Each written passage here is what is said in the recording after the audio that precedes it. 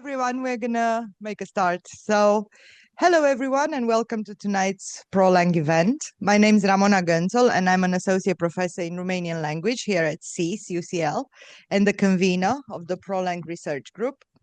I'm also the academic coordinator for the CIS online language evening class program, long name. I just wanted to say a few words about PROLang. Which starts its fourth year of existence and is thriving. PROLang stands for Policy Research and Outreach in the field of language-based area studies, with particular focus on languages of the Central, Eastern, Southeastern Europe and the Baltic region that we cover through our degrees and evening classes. We offer a total of 18 languages from the region. PROLang aims to provide a forum for colleagues from the UK and partner universities and beyond to collaborate on interdisciplinary research topics with languages, cultures, and sociopolitical issues at the core, to interact with policymakers, practitioners, and the public in order to aid and inform wider debates in language-based area studies and cultural, economic, political, and sociological research, to ensure that languages remain in focus in the post-Brexit landscape, to pay special attention to decolonizing the curriculum for language courses by ensuring minorities of any kind are well represented, as well as to create balanced multiple centers of interest, to increase the esteem of CIS as a global leader in language-based area studies. This event is being recorded. There'll be wine and nibbles after the event at the back of the room. Tonight's roundtable event is discussing the Romanian elections of 2025. We are honored to have Professor Denis Deletant online with us from Bucharest. Denis is Emeritus Professor of Romanian Studies at University College London, where he taught in the school here, School of Slavonic and East European Studies, between 1969 and 2011, and was Professor of Romanian Studies at the University of Amsterdam between 2003 and 2010. Professor Deletant is also a public policy fellow at Woodrow Wilson Center in Washington, D.C. He served as visiting Ion Rațiu Professor of Romanian Studies in the School of Foreign Service at Georgetown University, Washington, D.C. from 2011 to 2020. He was made an officer of the Order of the British Empire in 1995 and was awarded the Order of Merit with the rank of Commander for services to Romanian democracy in 2000. In 2016, he was awarded the Order of the Star of Romania officer rank. Professor Deletant has published numerous books on Romanian history and politics.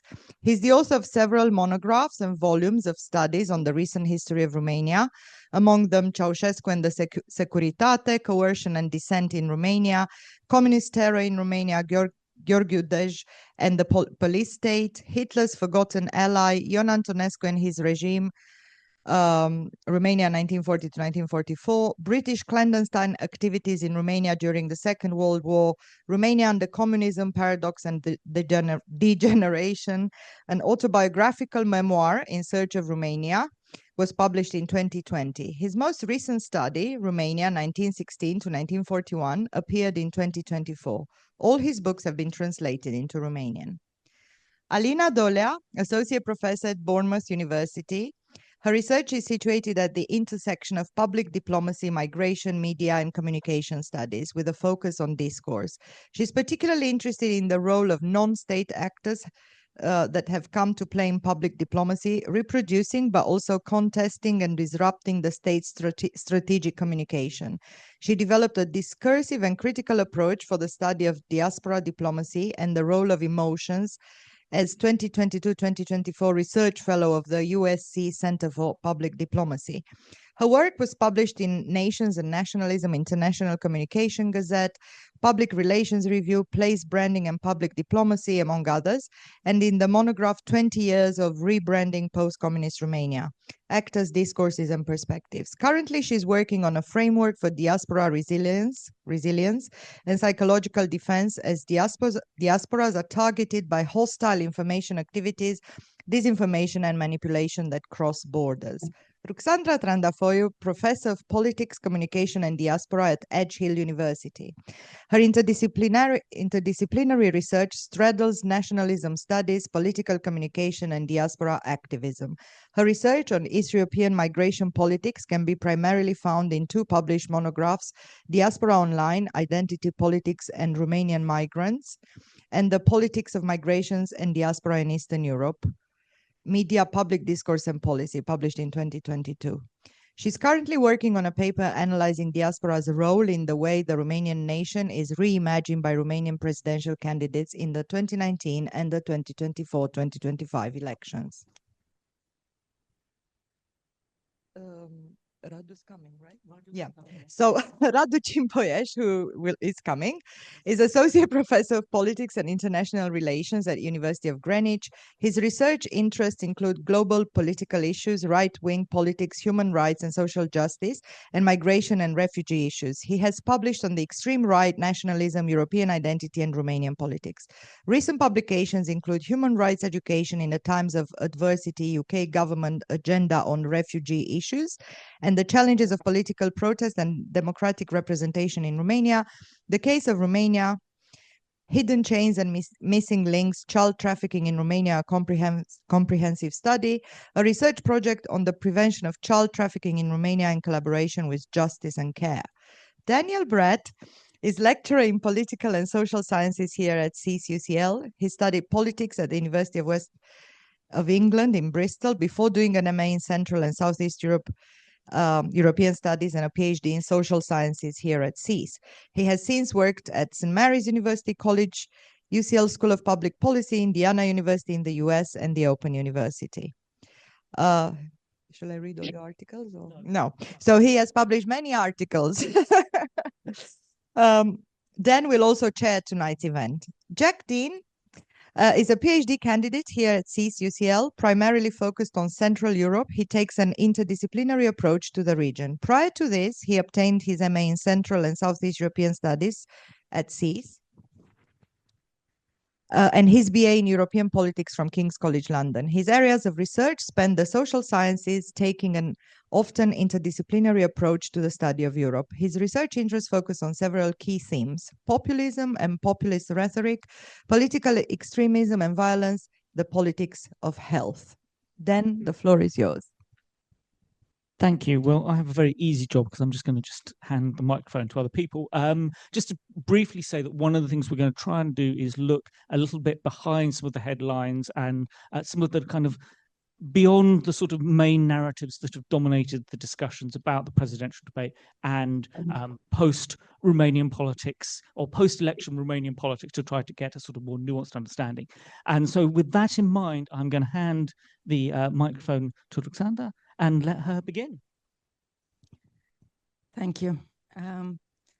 Thank you and welcome. My paper will be mainly about women presidential candidates in both the 2024 and 2025 elections. So I will briefly outline the women's performances, looking at whether women politicians managed to successfully negotiate the double bind of femininity and competence. The double bind concept developed from the observation that women are primarily associated with nurturing roles, but as political candidates, they must also project leadership, which means running the risk of infringing either the stereotypical image of a woman or that of a leader. A good example of the risk and likely failure associated with this impossible challenge was provided by Elena Udrea and Monica Macovei in the 2014 Romanian presidential race. Udrea used her sexualized appearance to project confidence. Macovei, on the other hand, alluded only to gender traits while speaking of the organizational skills acquired while juggling family and professional life, but focused mainly on her undeniable professional skills. Both got the balance wrong, resulting in both being objectified. Udrea for her physical attributes, Macovei for her so-called unnatural masculinity. While the double bind applies to all women politicians anywhere, and of course, men can be in a double bind too, just of a different kind, women candidates in Romania start from an even more unfavorable position. Historically, Romania has the legacy of eugenic practices that controls women's private lives, sexuality, bodies, reproduction, and a tradition of patriarchal politics that dictated women's public performances before, during, and after socialism. Romania, like much of Eastern Europe, also had a poor adoption of feminist politics. after 1989. Western feminism was perceived to be too far left and too focused on collective rights to fully appeal to women in the East who were more interested in individual freedoms. Moreover, Romanian public discourse continues to be dominated by the ultra-conservative views of the Orthodox Church. Some might remember the 2018 referendum for family, and neoconservative attitudes evident particularly in the discourse of the far right, but not exclusively.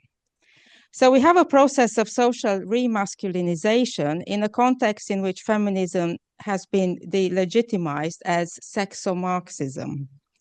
Yet despite these historical legacies and the current unfavorable social context, women's presence in the campaign was noticeable. The 2024 presidential candidates counted Anna Burchell. She was an independent or candidate. Her candidature was as an independent, but she belonged formally to the Social Democratic Party. We have, of course, Elena Lasconi.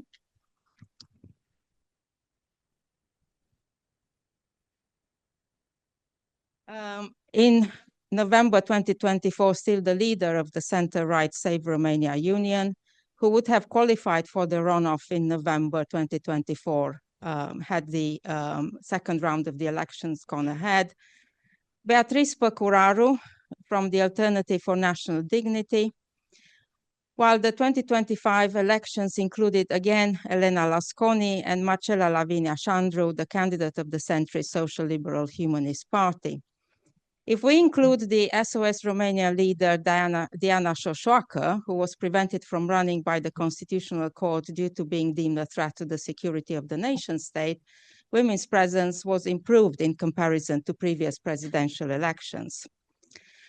So what was this candidate's strategy to overcome the double bind of femininity and competence? The answer is motherhood, because motherhood can signify empathy, but also responsibility and competency.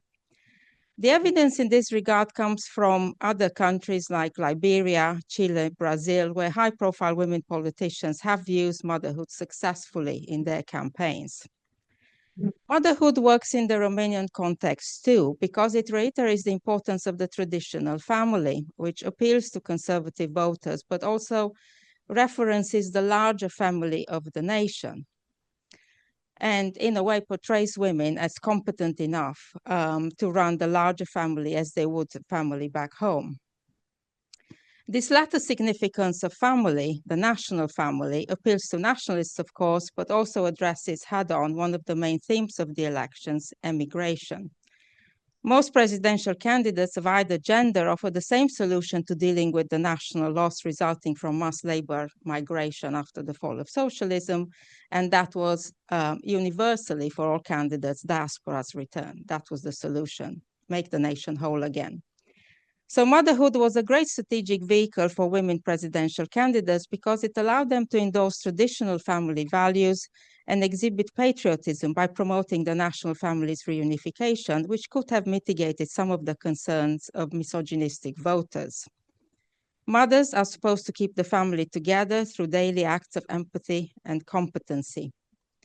Motherhood was also a campaign tool that was unique to women and obviously distinguished them from male candidates, which was useful in an overcrowded candidate field. Was this strategy problematic? Only insofar as it emphasized that the heterosexual family and motherhood remained the symbols of Romanian resilience through time, tropes that are now closely associated with Christian Orthodoxism subsumed into neo-legionarism, feeding a new eugenic vision for the nation, while the language regime that famous the national family trope is now clearly used as a form of social control and self-control. So, women candidates use motherhood as a form of self-disciplining their public performance, providing a less politicized version of a politician. However, there were instances in which at least one of the candidates had to confront misogynism head-on by embodying a politicized version of the mother figure. Let me give you some examples. Women candidates went to great lengths to project care, commitment to the traditional family, and ability to act as mothers of the nation, bringing everyone, including the diaspora, together. Burchell, who had the most extensive political pedigree of all, as a former member of parliament, justice minister, and deputy prime minister, buried her anti-corruption ministerial track record in metaphorical language containing the traditional Romanian triad: God, nation, and soul. Păcuraru, on the other hand, a mother of 5, put motherhood and community credentials at the forefront of her campaign, go figure, which referenced entrepreneurship, but mainly emphasized youth, beauty, and elegance. In her social media post, she self-identified as, quote, the only candidate for president of Romania who supports Orthodox Christian values, traditional family values, and fights for the sovereignty of our country, end quote. Sandru's public persona subsumed the role of a preacher. A more somber peasant in the customary black suit. Other women candidates chose more feminine and colorful outfits, always with flags in the background. Sandru often used religious metaphors and poetic language that reference national genealogy. As mayor of Câmpulung, with the right to officiate at weddings, Lasconi made the most of the family theme. Visually, she took great care to be photographed during major religious events, wearing the mayor's tricolor sash, the Romanian folk blouse, ie, or traditional headscarves in a show of patriotic conservatism, despite her presupposed liberal values. Like other candidates, she performed symbolic motherhood through embracing women at public events, enacting the mother of the nation role, while also making references to her biological motherhood, as did the other candidates. Lasconi only showed her liberal feminist credentials when she lost the support of her own party a month before the April 2025 re-elections. This decision in itself speaks volumes about the way Romanian women are treated in the public domain, in the political domain in Romania. She called her this election a political execution and an abuse at the hands of a gang. Gașcă was the Romanian word that was used, and spoke about women in Romanian politics being silenced through ill treatment. Nonetheless, she did not renounce her caring persona. Quote, in 25 years of journalism and 5 years as a mayor, I dealt with vulnerable people, women, victims, children. Who's fighting for these people? She asked when she announced she was carrying on as an independent. Yet she denied she was a feminist. I quote again, I told the truth not because I'm a feminist, but because I'm for meritocracy. And in 2025, I cannot accept for women to be sent back to the cooker, their merits ignored, end quote. Fighting back and appealing to the sisterhood while denying she was a feminist was a risky approach that could have weakened her likability and appeal to male voters. But she had to play the gender card in a context in which that was the only card she had left. Femininity and motherhood were therefore weaponized politically. I will conclude by saying that the deployment of biologic and symbolic motherhood managed to soften or dull the edges of women's political performance and tapped successfully into the family reunification theme that permeated the discourse of all candidates.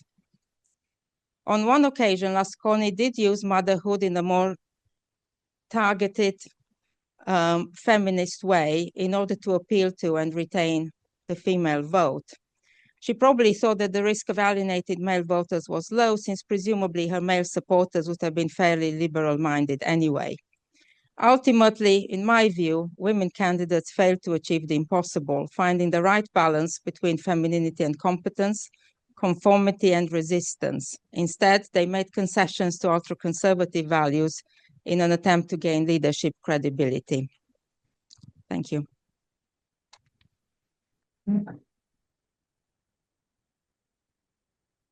Thank you. And perhaps one of the things we can pack up later in the discussion is the women candidates in the Bucharest mayoral election, which is again a very heavily feminized field, one of the more feminized. And on that note, on women candidates, I'm going to now hand the microphone over to Lena, who's going to look more at one particular women. Women, okay. So if Ruxandra talked about women candidates, I'll talk about another woman in politics, but actually at the fringe of politics, because she wasn't a candidate, which is, so she is Cristela Georgescu. So she's the wife of Calin Georgescu. And the reason I've actually started to look at her and her potentially huge symbolic and political power was after I had a conversation with a friend. She's a political communication scholar in Spain, established in Spain. So after the first round of elections in May, so May 2025, she went to vote. And then she had a conversation with women outside the polling station. Those women were from our party, so the Alliance for the Union of Romanians party. And as she was chatting with them, they were showing off their nails. And on their nail, there was the flag of Romania. And one of them said, "You see, isn't it this beautiful? We've learned this from Cristela. Cristela has shown us what it means to be a true wife, a true mother, to take care of our houses, of our husbands, of our kids, and how to be successful women." Shortly after that, other men from the polling station, so in the committee, went outside for a smoke, and the women immediately put their hands in the pockets in a sorority kind of approach of not, they had a code. So this made me look, after I had this conversation, I said, this is super interesting, because I noticed in December, so in November and in December, I noticed how Cristela's online community was incredibly active for in support of Calin Georgescu. So I started looking explicitly back at Cristela Georgescu's posts, how she was communicating, what she was communicating about, and what kind of persona was she actually projecting. So I'm going to talk very briefly, sorry about that, I'm going to talk very briefly about who she is, what kind of image she projected, and she continues to project. Why is that successful? Who is she appealing to? And why would we should be looking at what might be coming next from Cristela and others emulating this particular influencing practices, because these can turn her into a very particular powerful woman in politics. Okay, so Cristela Georgescu has had an experience of 15 years in banking, after which she started being interested in holistic health and holistic nutrition.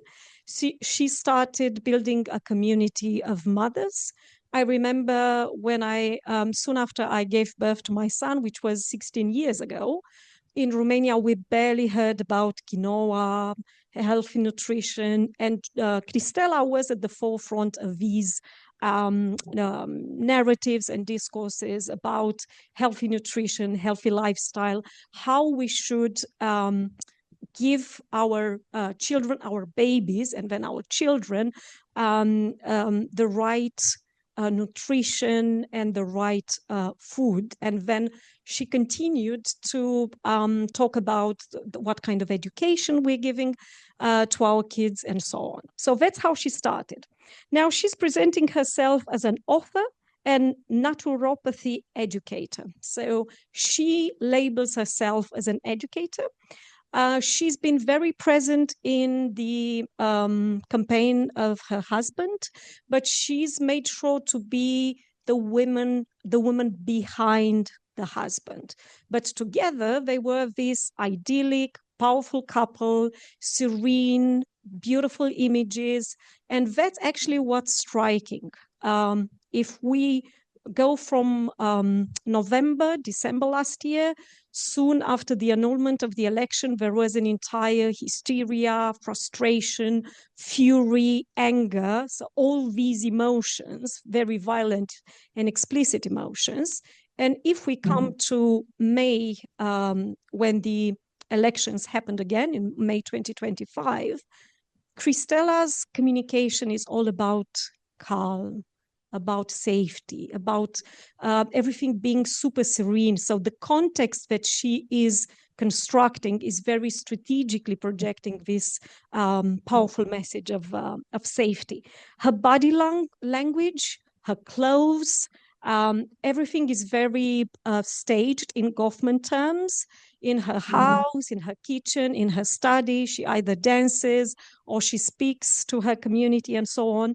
But everything is very staged. She's putting on a performance, but she's putting on a performance of a very powerful woman, very aware of the symbolic power that she has. In terms of topics, she talks about education, nutrition, vaccination.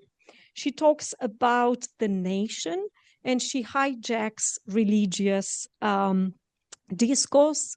If we look at her communication, there is a lot of invoking of God and religion in her speeches and in her entire communication. The groups, why is she so interesting? Because she appeals to a variety of groups, right? She appeals to religious groups across the Christianity spectrum, not only Orthodox, Baptists, Pentecostals, and so on. She appeals to conspiracy theorists, to anti-vaxxers, to those who are obsessed about healthy foods, well-being, to those mothers who are really interested and really keen to give their children the best food and the best education. And more broadly, she's appealing to women who want to be successful, right? And obviously, why is she getting so much traction, right? Because she is specifically appealing to women who can be successful behind or outside a career, right? So there's a lot of discussion about women who are fulfilled by competitive jobs, titles, and so on. And Cristela provides a path to success, the trad wife, the traditional wife, path to success for their fulfillment. And in diaspora, in the transnational Romanian diaspora, this is an incredibly powerful message because a lot of women have a sense of, a lot of Romanian women have a sense of lack of success or working beneath their status or beneath their what they could do or what they could achieve, right? And of course, this ideal, this idealized vision of success and of a successful mother, successful wife, successful carer for the family is incredibly powerful. She's also successful because there is a lot of traumatic experiences that Romanian, both in Romania and Romanians in diasporas have experienced due to the trauma of communism, the post-industrial left behinds, or the ones left behind by the industrialization and the marginalized communities in Romania, but also for the ones who have left. There is a trauma of migration and leaving behind the loved ones, leaving behind your roots, leaving behind your language, and having to start from scratch in a different country, in a different culture, whose norms or rules one doesn't know and needs to make increased efforts to acquire. She's also appealing to them because of this conspirituality, right? So this combination between conspiracy and spirituality, and she talks loads about spirituality, okay? And to give you some specific examples, so what she did in the first and the second round of elections in May, to illustrate how we're seeing an elections campaign entirely on symbolic codes, no slogans, no political slogans, no party mentioned, and absolutely no visual representation of a logo, okay? But what we see is a short video, so a reel, with Cristela, with her hand beautifully manicured, with the same flag of Romania, imitating the movement as if on a spider web. And the background, the musical background, is Don't Cry, Mother Romania. So again, this idea of motherhood. So she's basically projecting, carefully constructing this image of the mother of the nation, right? But what's interesting is this complicity, sorority between her and her followers. So without her saying anything else, just this hand and just this music, all the followers are saying things like, we understood, we get you, yes, we'll vote for our. So it was an incredible decryption of her, decoding of her very coded language. So that was on the first round of election. On the second round of election, she takes this further, but in the same way, without any political slogans, political logos, or names. We have the same manicure this time, the same flag, but in a heart shape. And in the other hand, there is the flag of Romania that's waved. But the background this time, also a folk, a Romanian folk traditional song saying, we are Romania. Okay, so it's about us, we're part of a community, and the others who are not understanding, you know, and not belonging to our community. Her communities, online communities, are significant.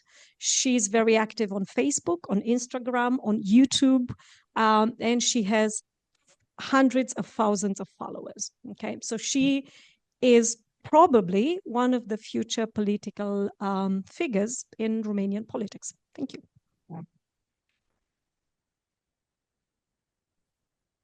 Thank you, Alina. And having discussed sort of health and conspiracy and naturopath, it sounds like a very good time to hand over to Jack to talk about medical populism.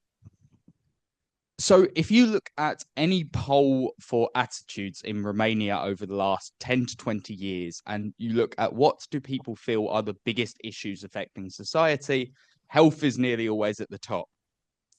But then you get to the election debates, and I'm going to reference some of the sort of more conspiratorial language here. But you had Diana Soswaka coming out and saying God is not vaccinated during COVID. Georgescu, in a conference in Timișoara, said that to have a caesarean section would be to sever the divine thread between you and the nation and the church. There is a clear difference here. We have a very practical area of policy in health, one of the more detail-orientated aspects of policy. And then you have a policy debate that is often down to platitudes, conspiracies, symbolism, and often little more than suggestions of praying away a problem. So I want to give some recent headlines. In recent, just if you search any Romanian news source and go to the front page, you will see discussion of health and in particular hospital scandals. In recent weeks, you've had a corruption charge at the Central Military Hospital. I believe it's 18 charged there. You have had the horrific scenes at Târnăveni and the mental health hospital there, in which dozens of patients were kept in overcrowded, unsuitable conditions. You have had the hospital in Iași, in which 7 children have died as a result of hospital-acquired infections. That's something I'm going to talk about a little bit more in a moment. And you have also the case of a child that has died at their dentist appointment recently after the dentist was not fit to have that medical license and I believe did not have the appropriate documentation at the time. You've also had a maternity fatality where it turned out that the hospital had been registered as a hotel, not as a hospital, for around 14 years. So how did we get here? Well, Romania, might surprise you, is the 5th biggest producer of doctors of any country in the World Health Organization's European region. Yet if you want to look at the stats on availability of a doctor, it's 31st out of those 53. So you've got the 5th highest producer, but 31st highest on availability. That's as a country average, of course. If you're in Bucharest, Timișoara, Cluj, you can normally access a doctor. If you're in a regional, any of the more rural regions, that's a big challenge. That's something that we saw during COVID. But if we look at the details, we really zone into specific areas of where the debate needs to be, what the debate needs to address, and is it addressing those? Well, we've got the suggestion and the main area of health policy that comes up again and again, particularly from Nicuşor Dan's party, the USR or USR. They have spoken a lot about nosocomial infections. Now, that's a term that you don't really hear too much in the UK or US, but it refers to hospital-acquired infections. That's the main term that you'll see in particularly the British and also German and US literature. Now, there is an interesting stat here. If you look at reports to the European Centre for Disease Control, Romania reports that only 2% of patients in hospitals acquire an infection whilst in their stay. 2%. The European average is 8%. Recent years, the UK has been around 6 or 7. It sort of goes up and down. So you raise an interesting question here, don't you? If this is the main policy area in health that is being spoken about, one of USR's big policies in recent years has been measures to reduce the rate of hospital-acquired infections. If it's only 2%, why is it such a big issue? Well, we know that that's an underreporting. We know that these aren't picked up. We saw that after Collective with a hexapharma scandal, with the disinfectants that have been watered down, in some cases 10 to 25 times than what they should have been. Ingredients that should have been 1%, or it should have been 10%, were 1%, and some were even lower still. So there's been a suggestion this week, amidst all the talk of cuts to healthcare budgets, that they would introduce a member of staff specifically to look at infections in intensive care units. But we know that a lot of that is facility driven. It's not just about staff awareness. That is certainly part of it. But if you don't have the adequate facilities to maintain a sterile environment, or in the case of hexapharma and Collective, even if all of the measures had been followed, that disinfectant still wasn't going to work. You have to have the base conditions for these things to be effective. Collective brings us on to burn units, one of the other big areas that keeps coming up. And again, understandably, 2014, it was announced that there would be more new burn units built in Romania. 2015, you have the fire at Collective, the nightclub in which 64 died, later 65 after a suicide, but with 23 of those coming from hospital-acquired infections. You're starting to see a link here. Now, to this day, 10 years on from Collective, just a couple of weeks ago, none of those burn units have opened. Several actually stopped being built for a little bit of that period, until more funding could be obtained. So in a country of 19 million people, give or take, Romania has 34 burn beds. And that is a generous distinction, I would say. That these, if you look at countries in the vicinity, certainly on a Europe-wide level, Spain and Italy perform very strongly when you look at burn care.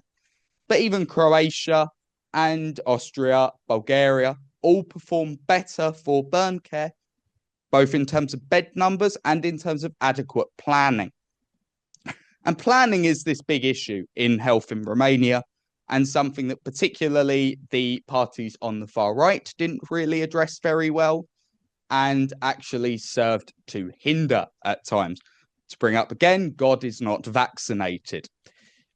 So in Romania, in recent years, so if we take 2024's data, only 62% of children had their second dose of measles, mumps, and rubella vaccination. Rates of diphtheria, tetanus, and polio, the DTP that you have as a child, in some years that's been below 60%. To obtain herd immunity, you need 95%. We know that at every level, vaccination in Romania is below what it should be for health requirements, for a healthy population. And we know that across this area of policy, you've had a systemic undermining of trust. But this isn't just in health, right? We know that isn't the case. If we look at trust in government in Romania, it's very low. Somewhat understandably, you may argue. Trust in the media is below the European average. Trust in health authorities is below the European average. We can talk about a new doctor or a new member of staff for an intensive care unit. We can talk about reducing bonuses for health staff. That has been the big story in the news this week from the Minister of Health. But without tackling those aspects of trust and reducing the undermining of the politics of health, so bringing debate back to one that is built on science, built on fact, and not built on these ideas of if you just go for a cold swim, you will shrug off COVID, as Georgescu famously suggested, and also saying that you could not see the COVID virus, therefore it does not exist. Having worked in a hospital during COVID, I can assure you could not see it, but you could see the effects. There is a lot of work to be done. We know that if there is another flu epidemic, which is always a possibility, if there is another strong wave of COVID, or God forbid, an earthquake in Bucharest, the hospitals are not prepared. It is this long-term planning that needs to be thought of. Romania has had, I think, 14 health ministers between 2001 and 2015. How can you plan for the future if you've got a new person in that position every year? It's time for policy to take over politics when it comes to health. And sadly, as Alina was suggesting, with the uptake in conspiracy, we're unlikely to see that anytime soon. Thank you.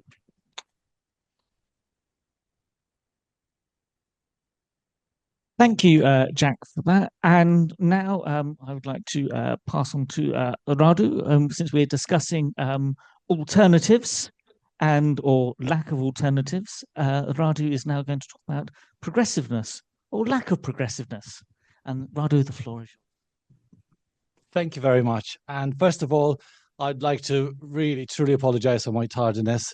For those of you more familiar with Romanian mythology, I felt a bit like Ana lui Manole, trying to make my way from Greenwich here, fighting all the barriers against me. And by that I mean London transport. So thank you. Also, I'm trying to lower the expectations, just in case you're thinking that just because I'm late, I might impart some really wonderful knowledge here. Yeah, hold on to that for a bit.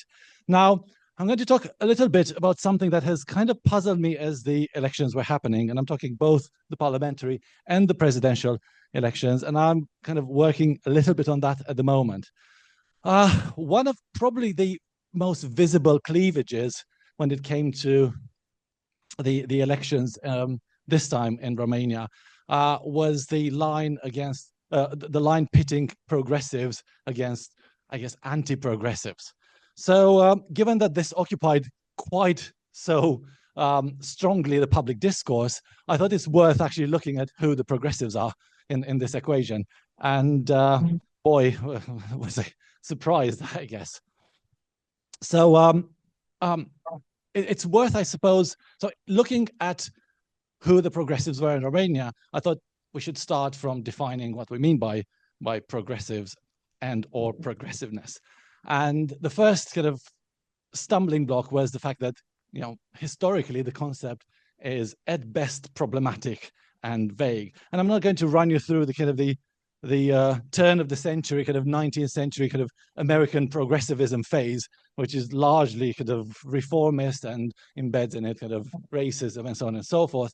But if you look at the more recent iteration of it, kind of late second half of the 20th century, early 21st century, a lot of the term progressive has been used widely, but with not very much conceptual clarity. Broadly speaking, if we look at patterns, we see that it's defined in terms of its radicalism, as opposed to kind of reformist kind of feature earlier on. But it also and has an emancipatory dimension. But as to what exactly is radical about and who is supposed to be emancipated in the process, not so much clarity. We talk about it being, on the one hand, anti-patriarchal, but also anti-racist. There's a very strong anti-capitalist strand to it. So it's anti a lot of kind of non-progressive things, but not particularly able to define what it actually stands for. So starting from this kind of level of ambiguity, I suppose it's no wonder that when we try to kind of apply it to searching for Romanian progressives, we enter difficulties. In terms of the progressive, anti-progressive debate in the public sphere, one probably prominent aspect, which I guess has to do with kind of social progressivism, was the debate surrounding issues to do with same-sex marriage and more broadly LGBTQ plus rights. The more broadly part, not exactly present, so public debate in Romania with regards to these issues is very, very narrowly kind of focused on same-sex marriage. So it hasn't really evolved from there to incorporate much more kind of complex, nuanced and so on issues. So if in a way, all that has to do with gender identity and LGBTQ plus issues is, should people of the same sex be allowed to get married or not, kind of stuff. And even then, it's not particularly, again, great news.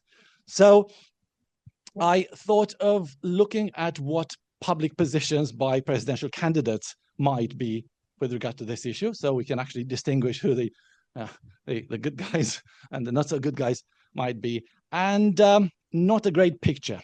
Across the board, if the issue is addressed at best in a very, very vague manner. So among the more positive articulations we have in the 2024 presidential elections, our first go at it, we have Elena Lasconi that suddenly kind of shifted her view on the issue. She talked about supporting civil partnership, but nothing about marriage per se. And this is, in a way, a very surprising position, given that she's been quite vocal in support of the referendum for the family a few years prior to that. So part of this slight shift of position has to do with the fact that she is viewed as representative. She is defined, self-defined, and defined by other actors in the public debate as a progressive. So in a way, it made some vague allowances to the issue. As a side point, she kind of renegotiated the relationships with her daughter. In respect to this, she came publicly to support her candidacy this time around. But while there is that kind of statement that civil partnerships should be allowed, when we look at everything else that she did in the campaign, it kind of runs counter to that position. So she embraced the whole, representative of a Christian nation, the images with her wearing increasingly bigger crosses when she appeared publicly, and the again embracing kind of the traditional garb and all this was actually playing to quite the opposite narrative. And that was part of the good news. Everywhere else, what we look at, Calin Georgescu, for instance, talked quite decisively in terms of the fact that a marriage should be something that happens between a man and a woman, and this position, no surprisingly, is embraced by Georghe Simion. Funnily enough, it is Calin Georgescu that occupies a very bizarre kind of on the fence or conflicting position on that, because on the one hand, he talked about marriage being a fundamental right, and as such, it should be open to anyone that kind of wants to get married. But on the other hand, he kind of raved against the whole kind of Western kind of push for kind of woke culture and LGBTQ rights and corruption of the Romanian nation and so on. So at best, that's very, very ambivalent. So not so much progressiveness if we look at as I said, the presidential elections version 1.0. If we move into the kind of the second try, 2025 presidential elections, kind of the the 2.0 version, the situation is not particularly different. Nicuşor Dan, who is the de facto progressive candidate in that contest, simply avoids totally the discussion. He doesn't want to position himself in any shape or form, and in fact he kind of passes the buck, passes kind of the aruncă pisica în curtea vecinului, cum ar veni, talking about the fact that, well, this is something that society needs to decide. When he's pressed to say, well, as a potential president, you need to take a formal position on that, what would that be? He completely kind of avoids the answer. Again, there's also context to that, because we know that he resigned from USR in the context of the referendum for the family, and he resigned precisely because USR decided to have an internal referendum to see how the party positions itself on the issue, which says something about how progressive the party is itself, right? So this is the story with Nicuşor Dan. The other kind of candidates, Georghe Simion, of course, kind of goes on about the whole neo-Marxist and woke and sexo-Marxist push from the corrupt Western Europe to corrupt our nation and our children and so on. Calin Antonescu, again, he basically talks about the fact that there shouldn't necessarily be a constitutional ban on same-sex marriage, but he holds a very, very conservative view on this, and he kind of supports traditional family. There's no mention in his program at all about any of these issues as such. And again, his broader discourse against introducing sexual education that deals in any shape or form with issues with gender identity on in schools is, in his view, completely wrong. Victor Ponta, again, he goes through a process of deflection, but he is also quite positioned in terms of being against same-sex marriage. I think his explanation is that society is not ready for that. So this is where we are, I suppose, with the progressives in terms of the presidential elections. Now, unsurprisingly, this is matched in the parliamentary elections, and if you look at party manifestos, not much kind of engagement with the issue at all. USR goes for, I suppose, what I regard as deliberate avoidance. Yeah, let's not go there. We don't want to, in a way, push away our progressive electorate, but we don't want to position in support of that because we're not of that orientation. We don't support this. We haven't supported it. Well, we hardly supported it in 2017. So why change that? In terms of who actually engaged in their party manifestos with the issue more directly and more in support are the Reper Party. And the Reper Party takes a rather pragmatic approach. I suspect that they were actually hoping that they would bring in more votes, so they decided to be kind of vaguely cautious about it. So they were supportive, but watering down the narrative in their manifesto. The more explicit engagement with the issue comes from Sense. And again, I think that in that case, that was kind of a choice to be hopelessly radical.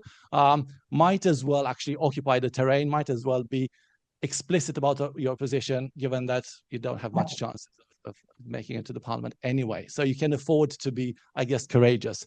So I suppose, in short, what we have is a complete or broad absence of positive engagement with the issue of same-sex marriage. And not only that, but what we have is a further dilution of this notion of progressiveness, because ultimately what we see, and this is reflected in the public debate, we have political actors that define themselves as progressives without necessarily being so.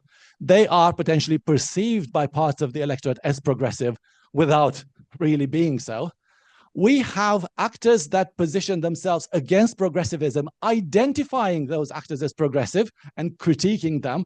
And in this dynamic, what happens ultimately is kind of a further erosion of rights, a further movement away from any sense of positive engagement with these issues, and ultimately moving away from any potential for progress ultimately on the issues. So I think this is what I'm going to end on. It creates this, I suppose, vicious circle or race to the bottom where we move further and further away from talking openly about these issues, let alone actually introducing any sense of legal framework to protect the rights of such communities. Thank you very much. Thank you very much, Radu, for that kind of, I don't know, pessimistic or bleak outtake to cheer us all up. And now to continue probably the pessimistic and bleak tale, Dennis, I now hand over to Dennis, who I think is going to talk about the kind of post-election political landscape. Is that right, Dennis? Yes, that's right. First of all, thank you very much for inviting me to contribute to this roundtable. I found it very instructive, learning a lot more about aspects, particularly Jack's presentation about the situation regarding hospitals, but also the presentations that we've had about the role of women. Even in the communist period, I was always struck by the fact that, for me, the most courageous challenges to the communist regime came from women, and I became particularly friendly because of that aspect of public, or not so public, protests, because of my friendship with Doina Cornea and Ana Blandiana. But going on to the post-election situation, there's no doubt that the fiasco regarding the elections last year damaged very much Romania's image in the outside world, and particularly in the West. And when I talk about the West, I mean the European Union and NATO. I mean, Romania, as you know, is a member of both institutions, and yet its behavior here, I think, struck a severe blow to Romania's credibility on the internet, in the international arena. Let's just take the situation regarding the security services in Romania. Despite the fact that neither of them seemed to have provided credible evidence for what was undoubtedly a measure of Russian intervention in the elections. But the population, many of my friends, and they include people who live in the countryside, so peasants, would like to see some proof. And in fact, the proof that we have, I won't call it proof, but at least the intimation that we have so far is that much of this tinkering with TikTok and so on, and the 24,000 accounts, was done by Romanians, but with Russian money. But neither of the services have come clean about this. This was allegedly discussed in the meetings of the Supreme Defense Council, but though the meetings' conclusions were not passed on to the electoral authority in Romania, which is why there was no real challenge to Georgescu's false declaration as a candidate when he declared that he had no income. I mean, this was risible because, of course, how can you conduct an election campaign with no money? And indeed, this is one of the reasons why he's in front of the courts this week for false declarations of accounting in the electoral process. Let's look again at the situation regarding the security services. There's no head of the SRI at the moment. There's a deputy head. The head of the Foreign Intelligence Service, the SIE, has really compromised himself by admitting, in fact, last year that he was a plagiarizer, that he plagiarized his thesis. And indeed, many of the senior officers in the Romanian military have plagiarized their theses. The academy, the SRI Academy, was a factory for producing false documents and false doctorates. And again, this is, of course, not has not been unnoticed by the relevant authorities in Brussels and in Washington.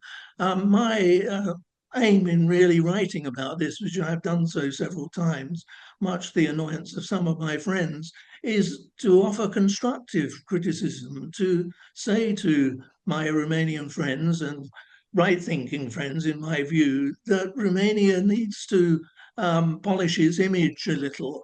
If it's going to ask for American troops, for example, Romania is a maritime country, we know that, but it has no fleet. There's no maritime country on the Black Sea that does not have a fleet. And Romania is an exception. It relies entirely or almost entirely, I ought to say, from foreign assistance, and indeed the goodwill of Turkey, which doesn't allow Russian ships, of course, into the Bosphorus, or indeed warships of any character.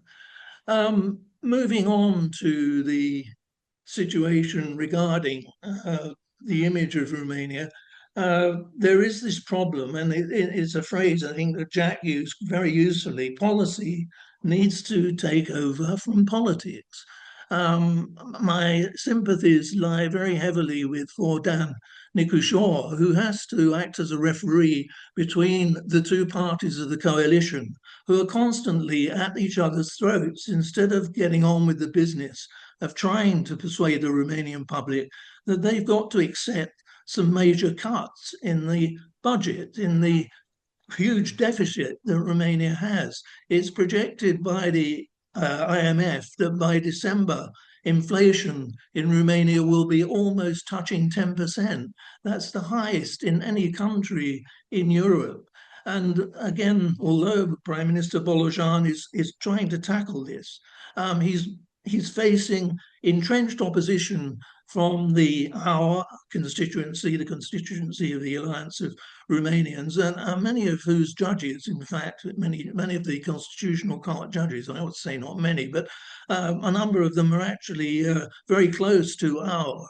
And their aim is, in my view, to destabilize Romania, which is exactly what Putin's aim is, except that these so-called sovereignists don't seem to realize that many of their policies chime very much with what Moscow wants to see in Romania, still more in the Moldovan Republic. So when we're looking at Romania today, there's a long way to go.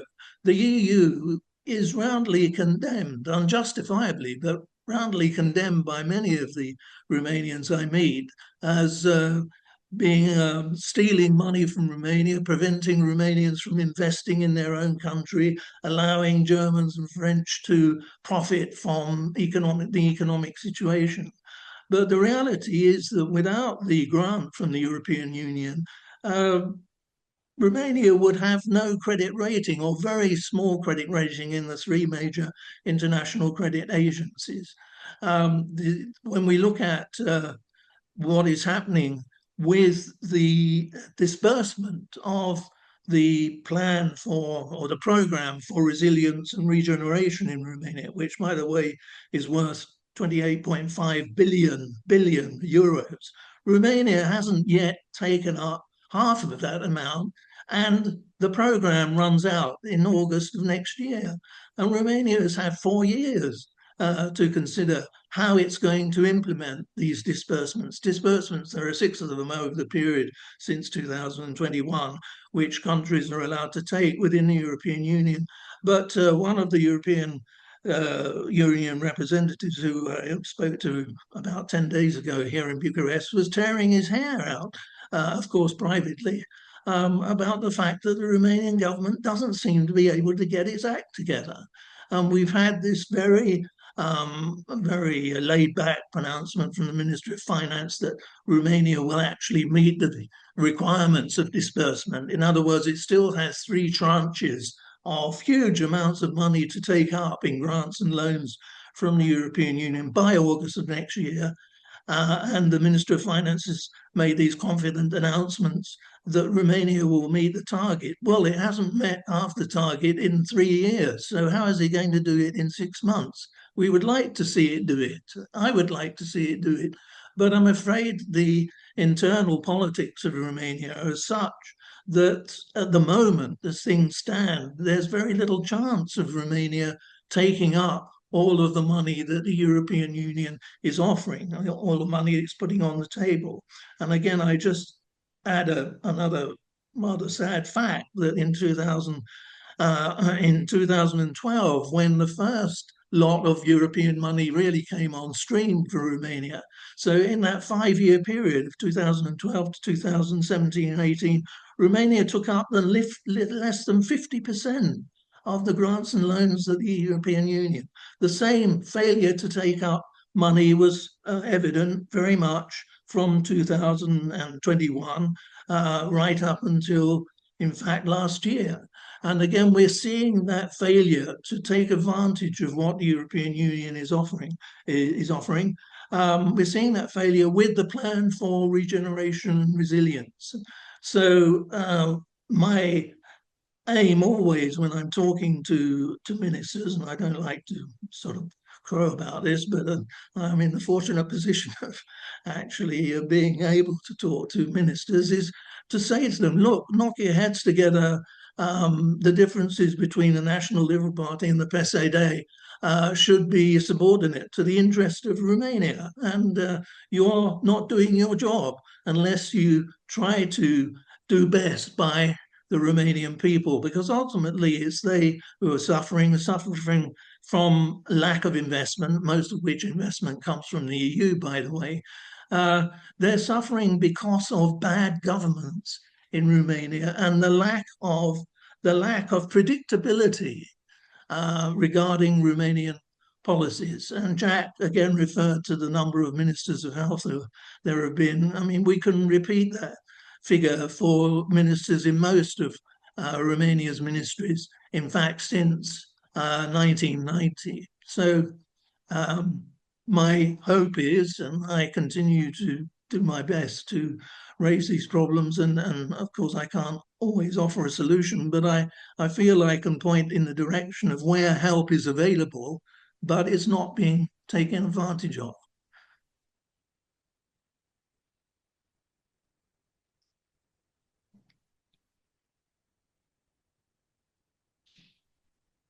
Okay, thank you very much, Dennis, for that equally bleak and pessimistic. This is a very bleak and depressing kind of a roundtable. But there we go. That's the way it is. But it's constructive. To It's continue constructive on, I will criticism, now Dan. open up the floor to any questions that anybody has for any of the speakers or any points. If you could introduce yourself, say who you are, yeah. So there was the lady at the back there. Do we want to hand them the microphone? Yeah. Where? Yeah.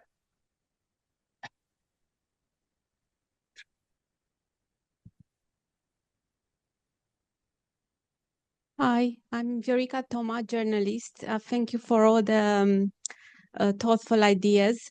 I have a question regarding the progressiveness discussion, and I would like to hear your thoughts on the role and influence of the Orthodox Church in the Romanian society, because I think a lot of the themes that were touched are very much related to this influence and the way the Romanian state is still in a very close relationship with this institution.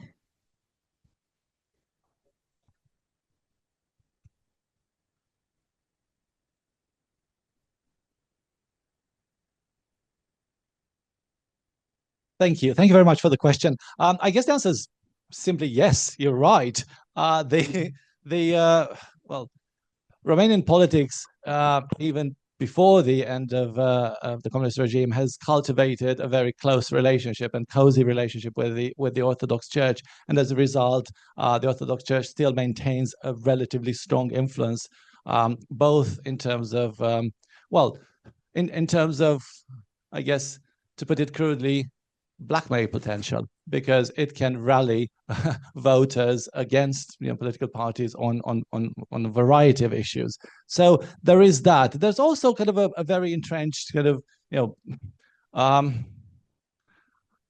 I'm stumbling in my own kind of conceptual conundrum here, anti-progressive, if you want, trend within Romanian politics as such, and within Romanian society more widely. And that is potentially somewhat bizarre, I guess, given the kind of things that seem to be so taboo and so problematic for Romanian society. I'm not talking just about issues to do with same-sex marriage and LGBTQ plus rights, but about sex education. I mean, the fact that on the one hand we have the highest rate of teenage pregnancy in the European Union, the fact that we have one of the highest rates of sex trafficking in the European Union, and sexual exploitation and violence. We've seen recent reports and kind of really concerning reports about the scale of femicide in Romania, and yet somehow we don't make the connection. It is deeply problematic. So yes, there is a very conservative, traditionalist, reactionary dimension to Romanian politics, and yes, the Orthodox Church does have a contribution to that. But I suppose it's important to bear in mind that when it came to the referendum for the family, there were quite strange partnerships forming there in support for de facto banning same-sex marriage through kind of constitutional change, because we've had various neo-Protestant and evangelical cults that quite regularly the Orthodox Church would be quite strongly critical of partnering in this endeavor. So it's a slightly broader picture, but yes, the Orthodox Church is a very significant actor. I mean, if I might just add something as well, I mean, my personal take is that post-collective, we've seen a much more muscular, a much more politically assertive Orthodox Church. I think in part to response to the criticisms of the church post-collective, and then we've then seen been much more, and we also see a lot more parties aligning a lot more with the Orthodox Church. Certainly, I don't recall Joanna or Nastasi ever really appearing with the Orthodox Church, but when it was Ponta, in 2014, he was full on with the Orthodox Church, and that seemed to me to be much more of a turning point. I don't, my memory is not of the Orthodox Church being quite so assertive politically, sort of before then, but maybe others disagree. Ruxandra, do you have anything you want to add about the Orthodox Church, or Alina, anything you want to? Yeah. I would add not necessarily about the Orthodox Church, although the Orthodox Church is in diaspora one of the most powerful networks and institutions. Also because the Romanian state, in a way, took a step back when it comes to negotiating this cultural belonging of Romanians to the different states where where Romanians have chosen to migrate. But I would also introduce that other churches are very powerful in diaspora. So I don't think I've quite grasped how powerful other churches are in diaspora until the pandemic, when they moved online, and there were obviously, because people couldn't go to the church, pastors took to social media, and they still have YouTube channels where they preach. And I won't forget a particular sermon, or I don't know the terminology, service, yes, thank you, where one of the pastors said, Romanians, you should take your children and go back to Romania before they are converted here in the UK into gays and lesbians, and you need to protect your children because the Western is perverting your children. And unfortunately, this kind of narrative is one that gains a lot of traction in mothers, in communities, in online communities, and especially in groups of Romanian mothers. I see at least weekly a mother posting about, oh my God, in my kids' nursery, they were told to undress, and this is just outrageous. And obviously, I mean, come on, these kind of narratives find very fertile ground because historically there is a historicity of such narratives that makes these things believable, right? And because they appear so frequently, and because Russian propaganda didn't finish at the elections, it didn't start with the elections, and it didn't finish with the elections. These kind of narratives are strategically used and strategically perpetuated, and they instrumentalize religious language, religious beliefs, moral beliefs, moral values, anti-Western, part of an anti-Western discourse. Thank you. Jag or Dennis, do you want to add anything? I want to expand a little bit on the COVID point. That if you look at early super spreader events in Romania, they were really, really tied to the church. That Constanța, Cluj, you had examples of despite the advice be isolate, keep your distance, they were sharing communion spoons. And again, kissing the icon. And there was a whole big link, particularly a lot of my PhD work looks at how AUR and SOS discussed this. And there is real outrage at the idea that you shouldn't kiss the icon. Meanwhile, at the same time, you've got reports in Romanian media about morgues struggling to keep up with capacity, crematoriums struggling to handle it. And what's AUR's big policy or position announcement of the week? It's an outrage and it goes against God that you can't kiss the icon, and that's the fault of the EU, allegedly. That's their words, not mine, obviously. But you saw a real concerted opposition to COVID measures, particularly in Constanța, with Teodosi there, that there is a real opposition, and it was very much led by the church in those places that then the populist parties really jumped on, seeing an opportunity to get on the bandwagon, so to speak. Dennis? Yeah, can I just add to what...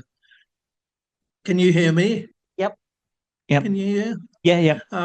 Just to add to what Jack has just said, I spend a lot of time in Dobroja and Constanța, and indeed there is, I would say, a very strong difference of opinion within the Orthodox Church in Dobroja, especially because the bishop there is a very pronounced supporter of our. Well, some of his priests do not agree with this. And it leads to very interesting, as I say, very interesting debates in those particular circles. I ought to add that I was married in the Orthodox Church, so I have some sympathy for the Orthodox faith and respect it. But it is a sad fact that the Orthodox Church has not always had the best interests of its parishioners at heart, and especially during the communist period, when they were regularly praising the grand achievements of Nicolae Ceausescu. In fact, very embarrassingly, when we look back at them now, and the type of language that was adulatory language that was used within the Orthodox Church. I was also rather perturbed. About 5 years ago, I was witness to a gay pride demonstration in the centre of Bucharest, and a small group of Orthodox priests were throwing eggs at the people in the procession. And I went up to them and challenged them and said, "You are not really very good examples of Christianity." And they were totally shocked and told me in no uncertain terms to get lost. We can add that to another group that really doesn't like you, Dennis. Okay. So I think questions. Okay. So I think you had your hand up before. So yes, you in the Megadeth t-shirt, which is always a good thing. We always need more Megadeth. Yeah, that's you. Yeah. Oh, we got the microphone. Yeah. There we go. Hello, my name is Robert Frazen. I'm a student in Masters in Research here at CES. I just wanted to touch upon a point that, in my opinion, was very important towards the elections, was the fact that since the latest data places Romanians at a rate of 43% of functional illiteracy, analfabeti funcționali, for those who speak Romanian, which is touched upon a lot in Romanian media. And with that comes a lot of lack of critical thinking. Do any of you here present think that it correlates to the manipulation and the appeal that the far right has in Romania? And by appealing to concepts of religion, preserving identity, suveraniști, medication, pro-legionary rhetoric, and using concepts of the left, which doesn't really exist in modern Romanian politics at all. And it's used as a scapegoat, using terms as Bolshevism, neo-Marxism, sexo-Marxism, without any meaning behind it. And it's playing on the fact that a lot of Romanians, especially those in their 30s or 40s, correlate the left with the struggle of late Ceausescu era politics, which again makes them vote against any sort of progressive policies and so on and so forth. Thank you. Okay, who would like to respond? Alina, do you want to? I think definitely education plays a part in the outcome of the elections. You know, some of the stories that I hear from friends who are historians and have written or attempted to publish, you know, school books, you know, history school books, and the whole sort of debate about how you teach history in schools. And also, you know, the lack of investment in the education system and the lack of vision, I would say, definitely has a role to play. And then if we think of, you know, all the people who emigrated, again, you would think that this kind of transnational type of living would increase, you know, the circulation of ideas, of particularly sort of liberal ideas, and people who are abroad would be, you know, opening their minds to various to new values. That hasn't happened because actually a lot of the diaspora lives very in a very isolated way abroad. You know, in sort of own ethnic groups, using Facebook groups to communicate with one another in the original language. There's very little, let's say, social mixing. And as a result, and social mobility in diaspora. In fact, there's you know, this killing, if anything, for those migrants. So you have a complex sort of set of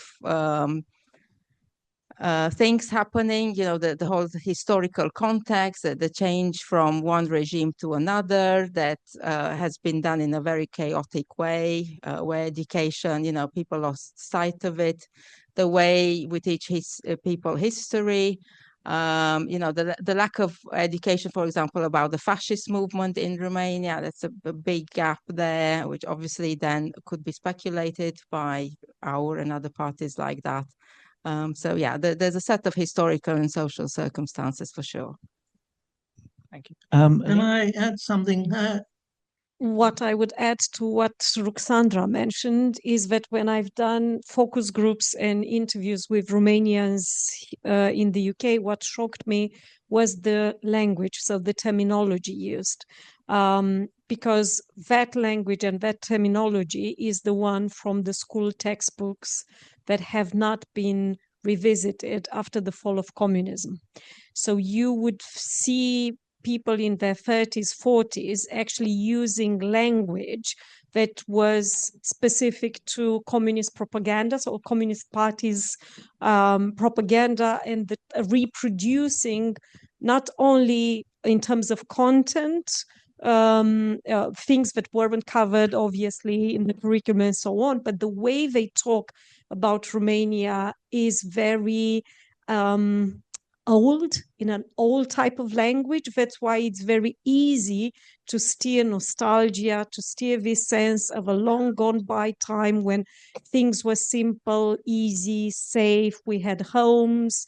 The party was, you know, yes, it was bad during communism, but actually everybody had jobs and they could afford to have an apartment. So these kind of narratives are actually getting fertile ground because the language is very familiar. And then there is also the folklore music that is a huge vehicle for nationalism and nationalist tropes and so on. And then there are the manele, which obviously divide Romania. And then the last thing I would say, diaspora is not a unified category. There are many diasporas within the Romanian diaspora, and there are many internal divides between the Romanians within the diaspora. And obviously the Romanization process during communism has erased the diversity of Romanians. And these Romanians have an issue coming to terms with diversity, being ethnic diversity or any other kind of diversity. And the word diversity itself is labeled as progressive. Therefore, something we should, keep at a distance. Anything? Instinctively, I would be tempted to agree with you about the kind of high rates of semi-literacy and so on, but I think there's a trap there. First of all, the concept of semi-literacy is quite loose, and I know it's been peddled in the Romanian media a lot just to ultimately use as a vehicle to stigmatize a lot of people.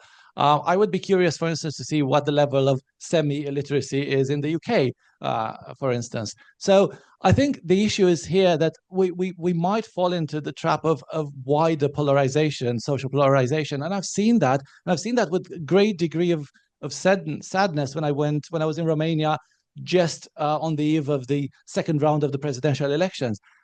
There is this sense of very crude elitism among a large segment of the self-proclaimed progressive electorate with regards to kind of Georgescu voters and Aur and so on and Suveraniști and so on. And this is a very, very dangerous slope. And I think we perhaps need to be much more careful with that. A lot of the Aur voters, a lot of the SOS voters, a lot of the Calin Georgescu voters are justifiably angry at their experience over the last few decades. And if that is the outlet that they latch onto, I don't agree with it. I don't sympathize. I think we need to kind of be careful with that. We need to do something about it.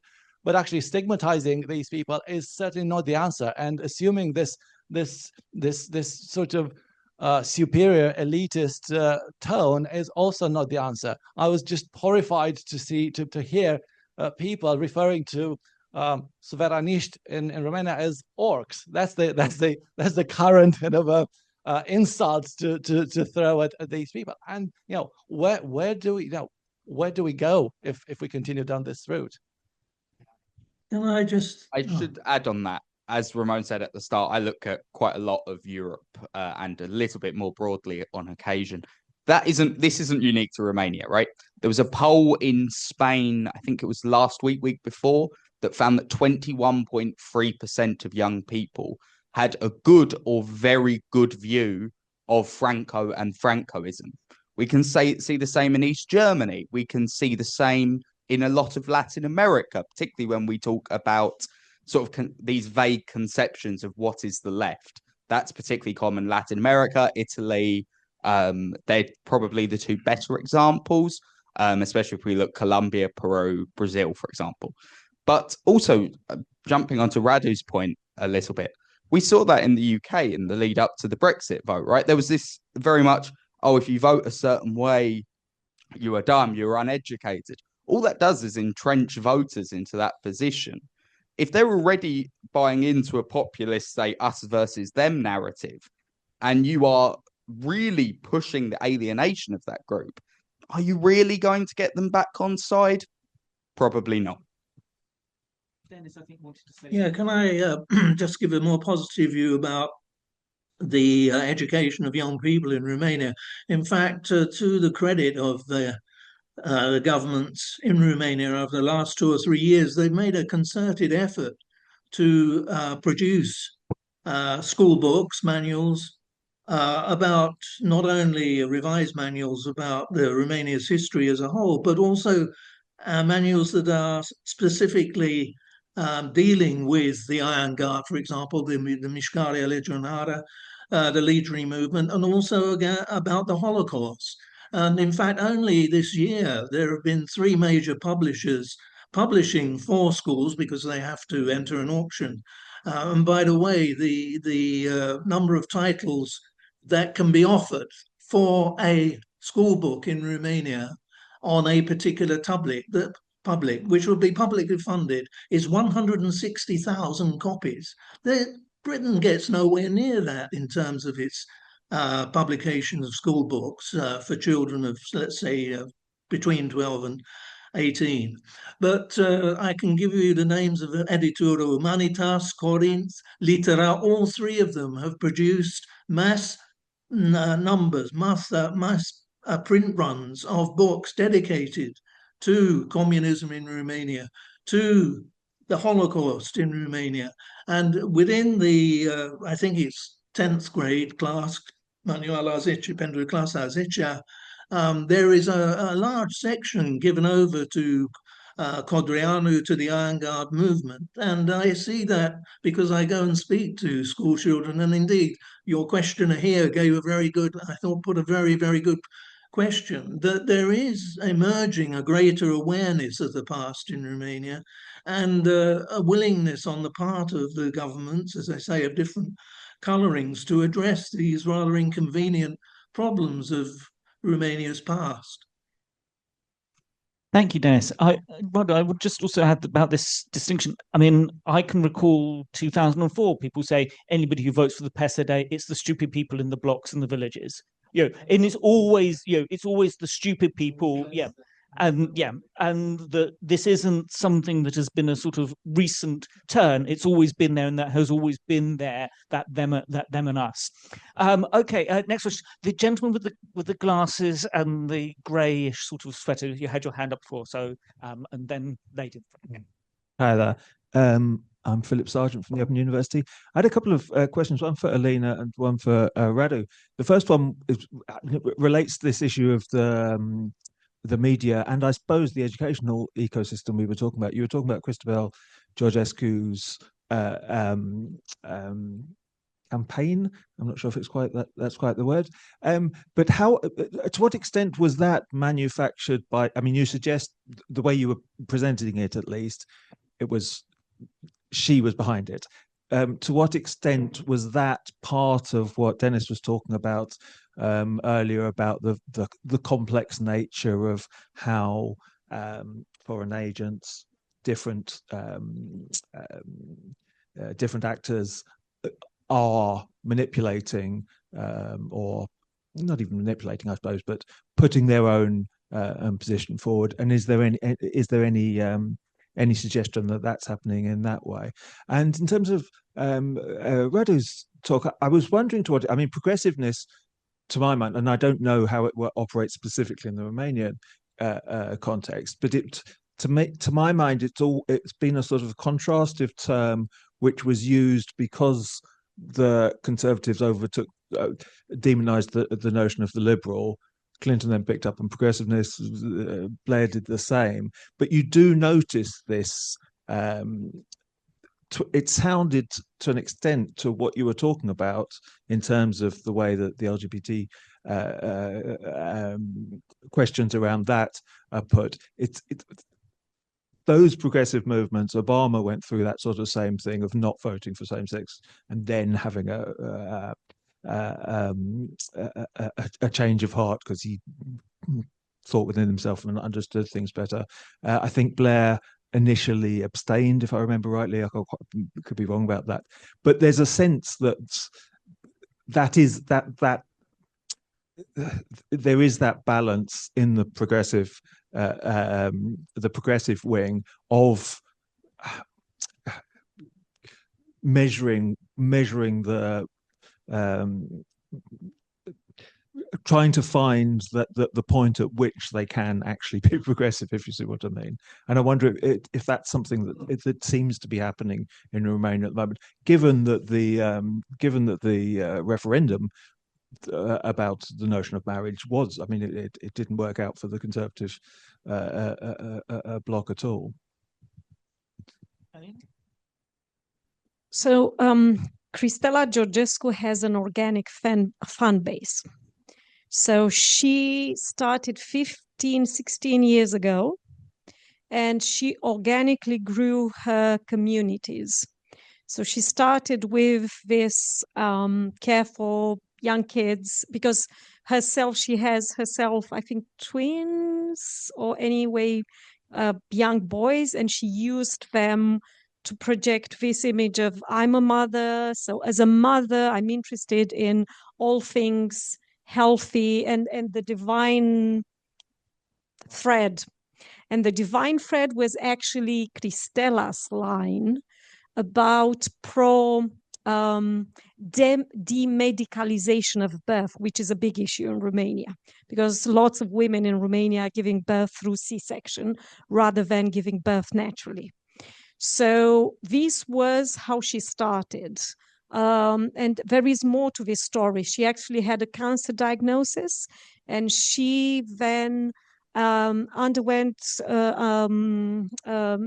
naturopathy treatments and all that stuff, and she cured herself. So she was herself the example of someone who has overcome cancer through naturist and, using everything that nature has to offer. Okay, so you can imagine how this combination, that's why she speaks to so many groups. And that's why how the combination of the two of them, so the wife and the husband, became quite an explosive combination. But she moved from birth, then supporting women at birth, and anti-vaccination, anti-medicalization of birth, supporting natural births, going into anti-vaccines, because this means poisoning children and all that crazy stuff. And then she went into, that's why we need to keep our kids safe and give them healthy food and nurture them, and then give them the right education and the right values, which obviously are conservative values and religious values. So that's the platform. And then as women grew with her, because they were mothers of small children, and then they were mothers of adolescents, and then they became, mothers who, my kids have now grown. What's happening with me?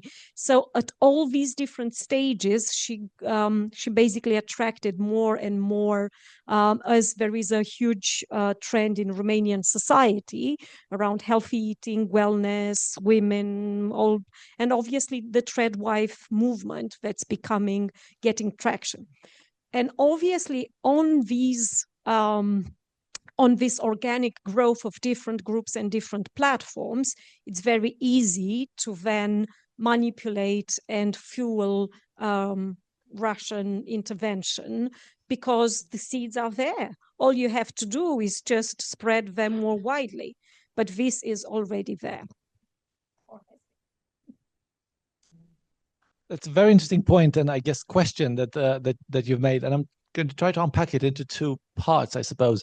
In terms of the term itself, and one of the issues is that the term is very vague and confusing, and there is kind of a usage that you refer to that it's still probably coming from the first phase of progressivism, where it's been embraced by mainstream parties as a label to signify kind of a reformist tendency, I guess.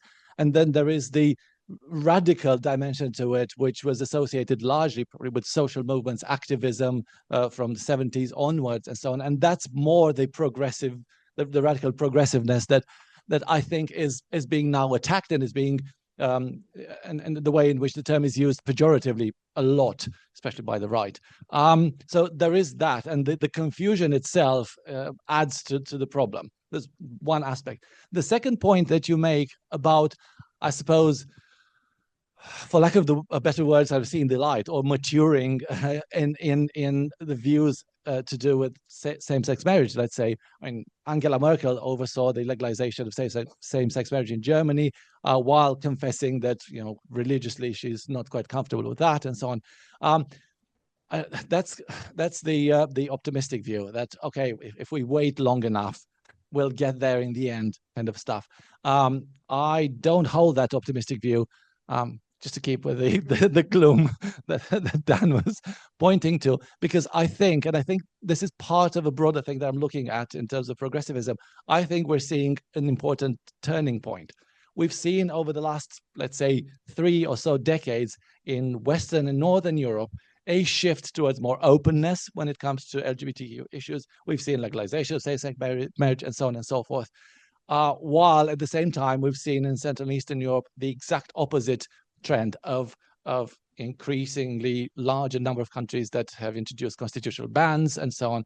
So, but also what we see now, and I think, I hypothesize, I guess, in Western and Northern Europe, we see kind of that we're past the peak of that. So now we're in declining trend. Anti-LGBT kind of support for kind of anti-LGBT politics is on the increase in Western Europe as well, and we're kind of reaching a point of convergence, and it's kind of the in the kind of the bad space, convergence between Western Europe and Eastern Europe, if you want, on anti-gender and anti-LGBT politics. So that's I think my view about where the trend is going. Thank you. Yes, the lady there in the black. Yes. Yep. Should be all on. Yep. Hello, my name is Yolanda Costite. In terms of Romania, I would call myself an activist. I don't know how to describe myself. So my question is for Denis. Hi, Denis. Being in Bucharest, maybe other people on the panel can answer too, but particularly Denis, being in Bucharest, do you get a sense that people understand that Romania was downgraded and is now in the category of a hybrid democracy? So do people understand that? Is there a trend to discuss about it publicly, and what does it mean? And amongst intellectuals, is there any public debate about this and how to change it? Well, I mean, when you say it's a hybrid democracy, are you referring to the difference between a presidential and parliamentary democracy? Or, no, I'm referring after the annulment of the elections in 2024, Romania was downgraded from a democracy, fledgling, but democracy, to a hybrid democracy, which means it's democratic and not democratic, a little bit dictatorial. So, well, right. Which institution are you referring to when you say Romania was downgraded to a hybrid democracy? It was Freedom House. Freedom House downgraded Romania. Yeah, but okay, they downgraded it, but not the State Department of the US. And this is a referral, I think, a reference to the fact that, of course, there was a fiasco regarding the elections, but at the same time, as we know, there were new elections in Romania, and they were considered by the Organization for Security and Cooperation in Europe as relatively free and fair. By the way, this was the assessment that was made in May 1990 when Iliescu was first elected president rather than being appointed by the National Salvation Front.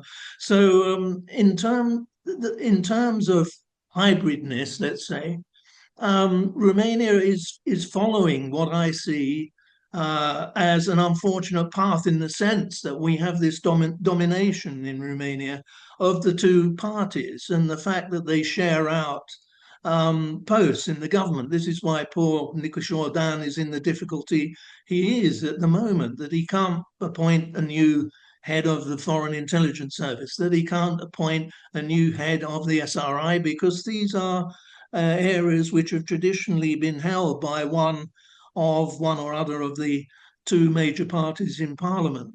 But in terms of elections and I've been an observer for Romanian elections for a number of years. When we talk about elections, we need to consider not just the actual act of voting, but the campaign beforehand.